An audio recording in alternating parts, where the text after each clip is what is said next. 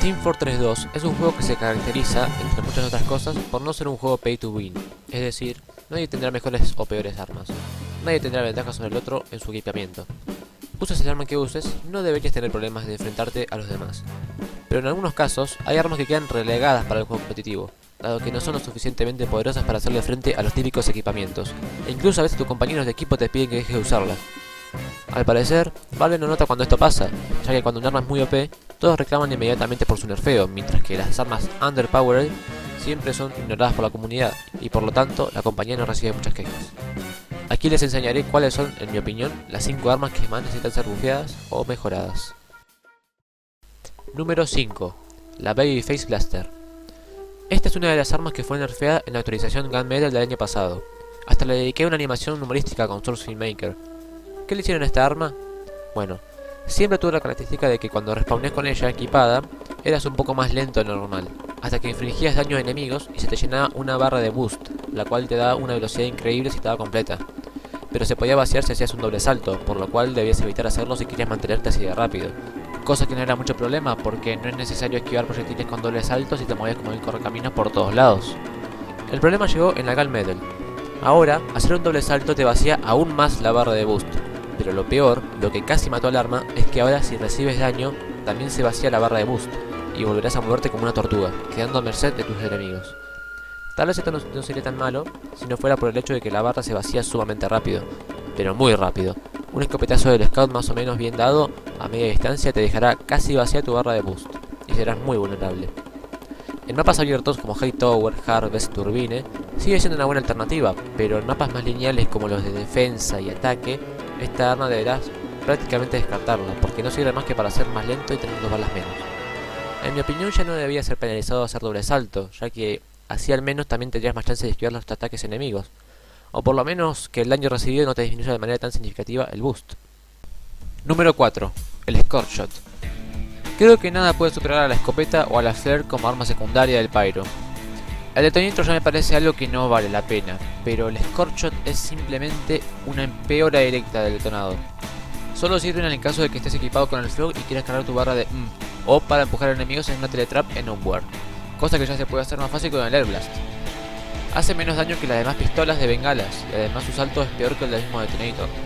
Si lo que quieres es encender fuego a muchas personas, ya lo puedes hacer con el detonator, pero necesitarás un poco de habilidad, y en este juego eso no es excusa.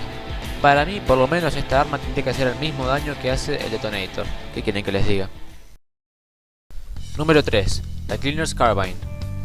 Personalmente ya la SMG no me parece la mejor opción de arma secundaria para el sniper, pero esta me parece demasiado débil.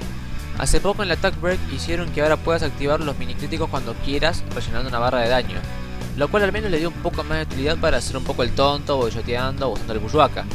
Pero la verdad que su poca velocidad de disparos y su poco daño hace que sea totalmente inútil para rematar enemigos, cuando sencillamente puedes usar el rifle, arco o el arma cuerpo a cuerpo, lo cual es muchísimo más efectivo y fácil.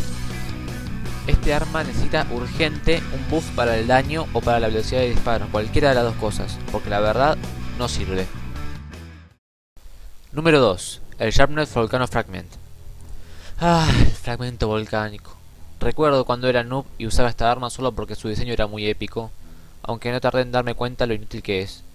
Sí, tal vez sea viable para el modo medieval, pero aún así en ese modo prefiero usar el Power Jack o el Back Scratcher. Así que no tengo ninguna duda de que esta melee que junta telarañas en la mayoría de los inventarios necesita ser mejorado. Tiene una penalización de 20% de daño a cambio de que cuando golpeas a un enemigo con esta, lo prende fuego. Esto sería útil de no ser porque para dañar e incinerar a corta distancia ya tenemos el lanzallamas, que es mucho más fácil y efectivo. ¿Para qué sacar la melee y encender fuego con esta al enemigo si con apretar M1 un poco ya lograrás el mismo efecto?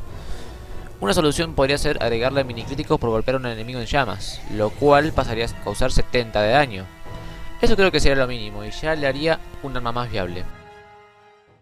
Número 1. The Classic.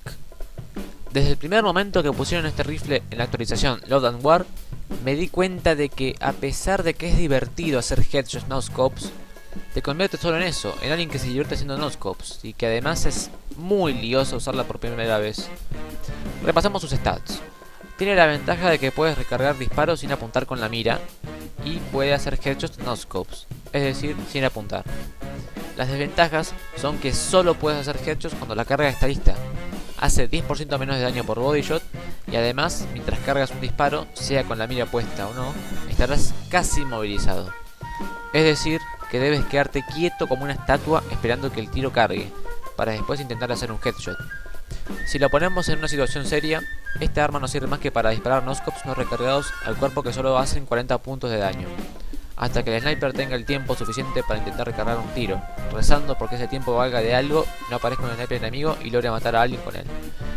Además, la capacidad de hacer headshots noscopes tampoco es que sea una gran ventaja, ya que es algo más difícil hacer eso en lugar de hacerlo apuntando, salvo que el enemigo esté muy cerca, claro.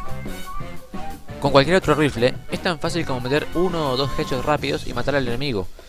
Nunca uses este rifle en una partida seria, solo seas un catalizador para la derrota de tus compañeros. Lo que yo haría es que se puedan hacer headshots sin tener que esperar a que se cargue el rifle, y para que no sea tan OP, aumentar la penalización de daño por body shot a un 30% aproximadamente.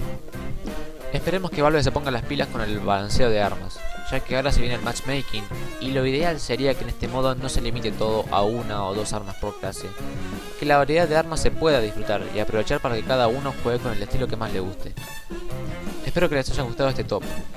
Les recuerdo que, aunque traté de sacar conclusiones exactas, sigue siendo mi opinión, así que me gustaría escuchar las suyas en los comentarios y que me digan qué otras armas creen ustedes que deberían bufear.